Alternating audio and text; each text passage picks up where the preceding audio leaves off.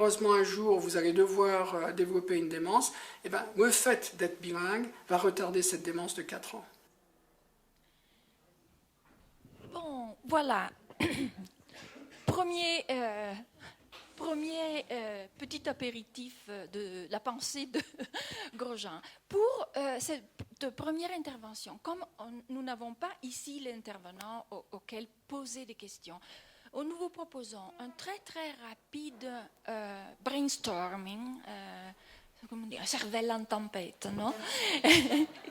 C'est-à-dire essayer de, je vous passe le micro, et tout simplement vous énoncez ce qui vous semble être certains mythes. Vous citez simplement le mythe. Quel mythe autour du bilinguisme, des langues, etc., sont actifs au niveau de la vallée d'Aoste? Vous êtes d'accord? Vous jouez le jeu? Qui veut commencer? Puis il y aura Marinette Matet qui reprendra certaines choses. Je l'ai vu s'échauffer. alors, qui veut prendre la parole? Marina. Marina Fey, chef d'établissement, mais pas seulement. Bonjour. Alors, selon moi, un mythe ici au Val d'Ost, ça pourrait être le premier qui a été cité, c'est-à-dire maîtrise parfaite de 2 langues. Là, donc, on pourrait entamer une discussion. Hein. Donc là, je crois que... J'ai choisi. OK. Qui veut prendre le flambeau et le micro? D'autres mythes? Seulement ça? En ce qui me concerne, arrivé au Vallée d'Aoste, le mythe qui a semblé le plus important, c'était cette peur de parler une autre langue que l'italien. C'est-à-dire les parents qui avaient peur même de parler le patois chez eux. Donc c'est le mythe d'avoir plusieurs langues parce que ça empêcherait un développement linguistique, culturel et peut-être aussi cognitif.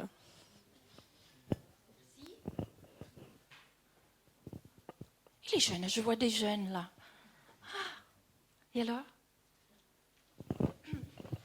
Un mythe, c'est de perdre un peu propre identité culturelle en tant que citoyen italien, en parlant le français. Par exemple, moi, je ne suis pas née en Val d'Oste, je viens du Piémont.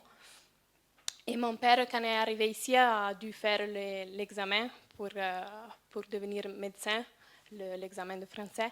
Et en effet, il était assez terrifié parce qu'il avait peur de perdre un peu son identité italienne.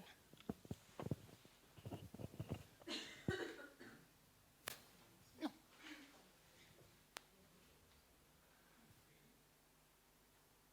Oh, mais les décideurs peuvent nous dire, hein? Les administrateurs, tout le monde a la parole.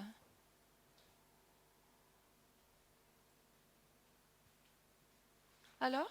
Non?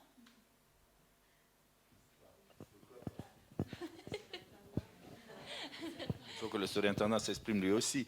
Donc un mythe pourrait être le fait que la langue française et la langue anglaise est une ennemie de la langue italienne et de la langue française au Val d'Aoste. Donc l'ouverture au plurilinguisme. Donc, il n'y a pas un contraste entre les deux, puisque notre organisation est bilingue, mais ouverte au plurilinguisme. Donc voilà un mythe qu'il faut déjouer, à mon avis.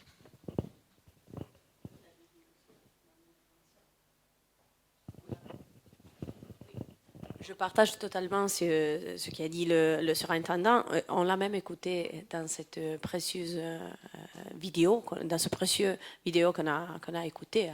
Donc, faire marcher toutes nos langues, donc le français, bien sûr, c'est le bilinguisme, c'est une autre chose, mais aussi s'ouvrir à d'autres perspectives. Alors, oui, monsieur? Le grand mythe, le terrible mythe de l'unité égale uniformité. Oh, c'est chaud, hein? Allez, qui a...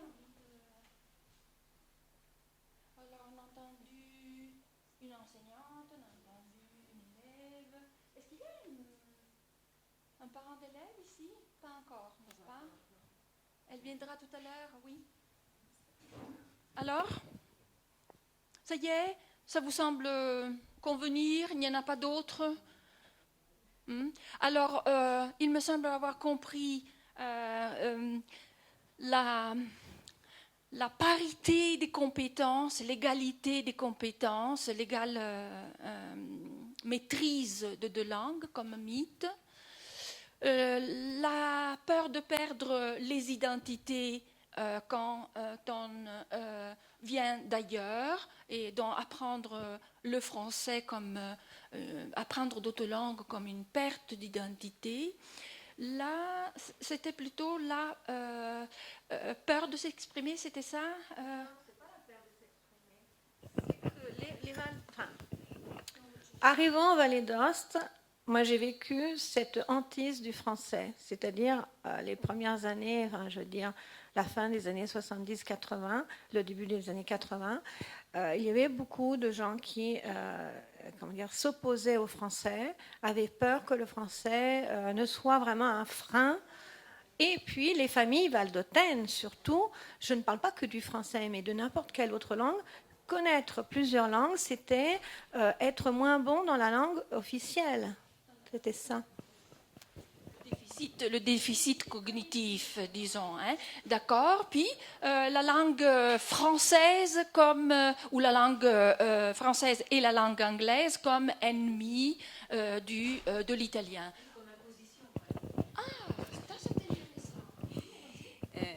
Souvent, on pense que le français ou les autres langues est une imposition politique, alors que c'est pas du tout ça, enfin, selon ça. Donc, pour certains, c'est un mythe d'imposition.